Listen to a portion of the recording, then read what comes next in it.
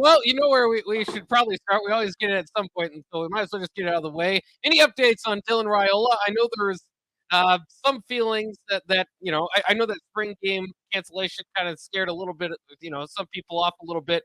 But is there any update on him, or are we kind of expecting kind of a not too many updates here as he kind of focuses on himself, I suppose, for the spring? Well, I mean, the good takeaway here is that he is focusing on himself enough to basically cancel all of his April trips. I think where people maybe have felt like before that, oh, he's not coming, that means he's going to Georgia or whatever. No, it doesn't sound like it. It sounds like this is kind of a unilaterally becoming a month for Dylan to kind of get to work on Dylan. And that's cool. I honestly I don't know how some of these guys do it. I mean, if you go back and like look at Brandon Baker, for example, or Nate Frazier, or a better example is probably Jacob and Gerard Smith from Connecticut, like those the twin brothers Smiths, they're on the road, it seems like every other day. And I don't even know how, like, you go to high school, like academy prep school, with basically that type of schedule. So I think that I know from talking to folks that have talked to Dom personally, it's always been very, very important for Dylan to kind of be a kid, not forget that he's 16, 17, 18 years old. It's one of the reasons why the idea of reclassification to 2023 was never going to happen, because basically they wanted him to remain a kid, and they were going to enjoy their time with him. So I think the biggest takeaway, obviously, is that he isn't coming to Nebraska. He's not going anywhere else. I think that there's a lot of knee-jerking every single time something happens in that space. I think things will be very, very quiet over the next 3 to 4 weeks, and then we'll start to see some stuff here towards the end of the month. Now, also, you mentioned a few names I did want to kind of get to your thoughts on where they're at. Brandon Baker, the top offensive lineman across the country, seemed to like his visit that he took with Dylan Raiola. I was all excited because I saw that he was kind of scheduling a visit for Nebraska, and I realized he's got like 7 or 8 visits. So kind of let me down a little bit there. But where is Nebraska with Brandon Baker? Yeah, so Nebraska's going to get another chance to host him again in April. It's going to be for the spring game. I will go up there on a confident but kind of reserved limb. I think Nebraska is very high on his board. I think the Huskers put forth their best foot to impress him. He obviously knows what the NIL situation is all about there at Nebraska. He knows what the team situation is all about. I think he understands the picture when it comes to Matt Rule, what they want to do, how they can kind of see him, utilize him. And I think the other part, honestly, is that, when he decides to commit, it's a family commitment. The family is coming along. They're gonna move. They're gonna move, and they're gonna go with him. And I think Lincoln was a desirable place for them to go live. So I think it's been that goes like hand in hand with like how Matt Rule has been recruiting people. He's been like the ultimate like salesman. He's not selling himself for his offense or his pro potential or pro background or previous like successes. He's been featuring and showcasing Lincoln and the school and the program. It's not been about like, come here to play for Matt Rule. It's come here to play for Nebraska. Come to Lincoln. Come check this thing out. And I think that really, really, really helps with Brandon Baker. Now, is he a guy, and I know he's like you want to say with Dylan, he's still kind of a kid. He's going into his senior year, so it'd be hard to say this, but just kind of interested in how offensive line recruiting rankings go. Are there some guys that kind of get the better ranking because they look closer to like, hey, these guys could play early on? I know usually you're expecting them to take a year or two in the weight room, or do some of them kind of get that rating based on this guy's got the frame, it's going to take a while, but eventually down the road he's going to be good. Where does kind of Brandon Baker fall in that line?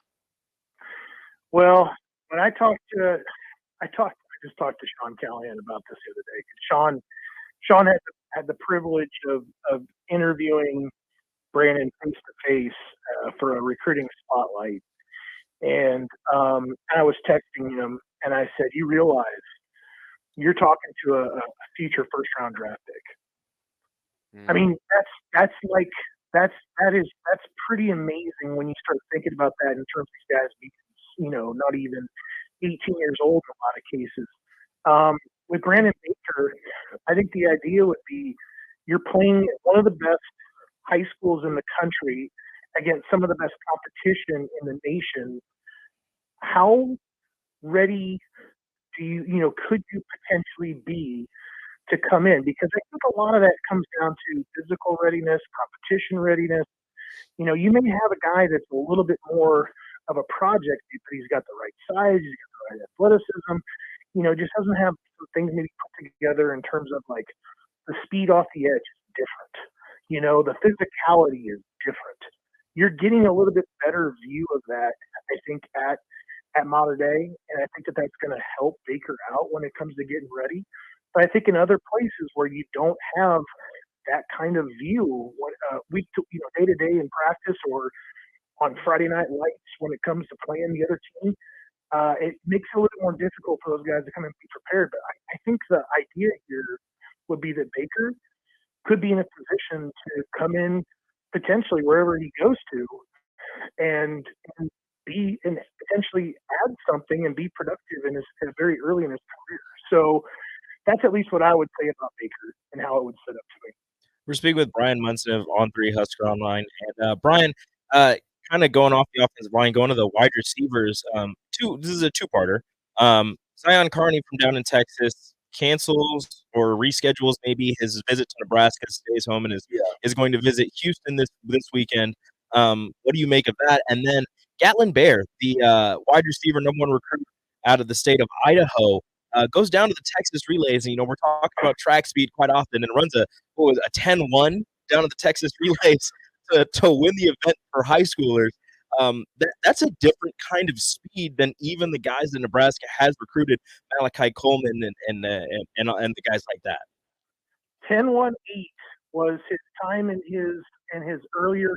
He won a loaded field 10 with a 10-2-8. He won the entire thing as a gold medal in Austin. But this is a guy coming from Burley, Idaho, to come down to Texas and show these guys how to run.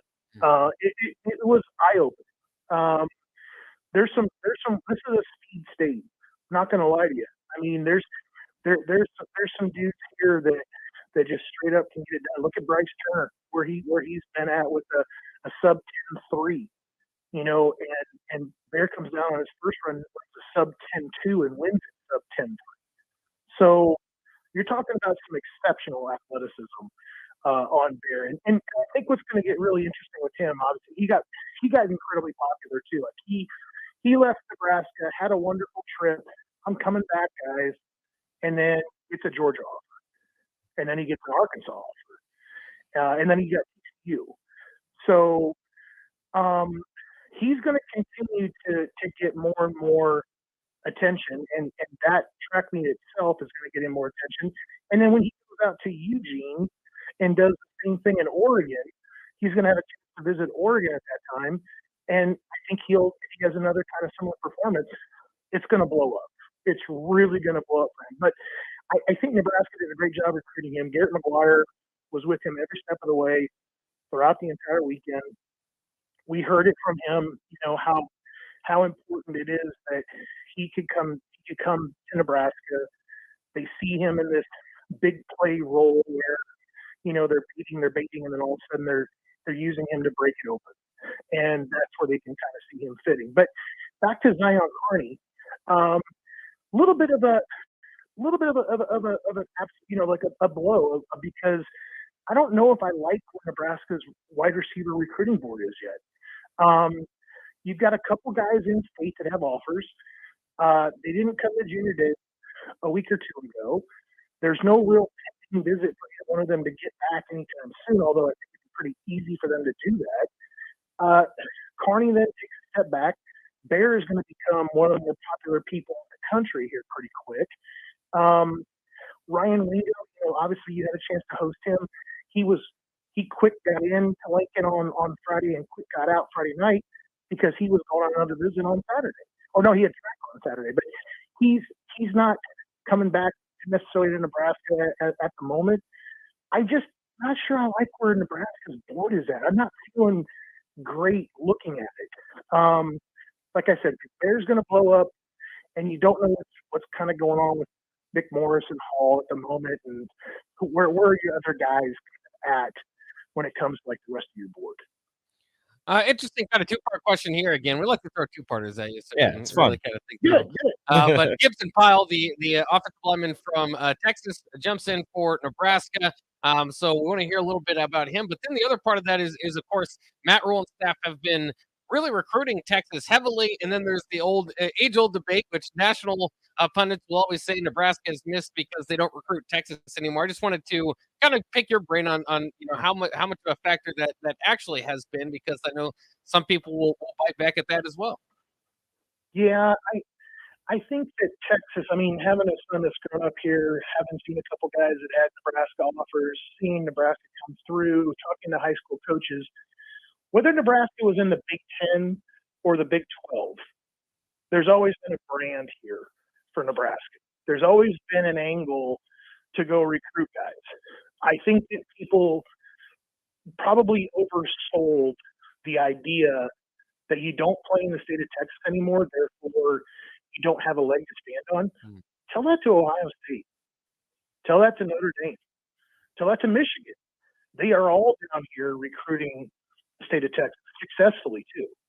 So I don't think that that's as big of a thing as what it once was. I think Nebraska wanted to kind of take their things and maybe see what the Big Ten footprint was going to do in terms of kind of opening things up and getting more out to Piscataway, more out to New York and the East Coast. And it happened. You got a couple guys, but you didn't have the type of success that typically you would have here in Texas if you really wanted to put your nose at the grindstone and go get guys. And that's what happens when you go down here and you spend time. You get guys like Gibson Pyle. And Gibson Pyle commits, out of the Houston area, not even the Dallas area. The Dallas area, you're 9 hours away from Lincoln. In Houston, if you're driving up like Roger Gadney, and Houston and Gibson Pyle now, you're probably a little bit closer to 12 and a half, 13 hours if you're driving it. Still doable, a little bit of a longer trip, but Pyle is going to play guard at Nebraska, maybe even possibly some center. Plays tackle currently for his high school team, and going to move inside. And he's kind of looking forward to it. And even like his high school coach is going to give him a little bit of a look this year, potentially like moving inside to guard. He's a very good athlete, very smart kid, great frame, like 6'5", 280-ish. Finishes all of his blocks, plays really good competition down here in Texas. Had some great offers. Obviously had some of those really, academic schools like Stanford and Cal after him as well. Great get, really is a great get for Nebraska. I think that there's a lot of upside. And he's like says to me, he goes, look, the change from tackle to guard is simple. The guys are faster on the outside, and when I move inside, it becomes a fight. And I think people will just love having that mentality inside at guard. Yeah, it'll be fun to see how his career plays out here. One final question for you, just because we get toward the spring game.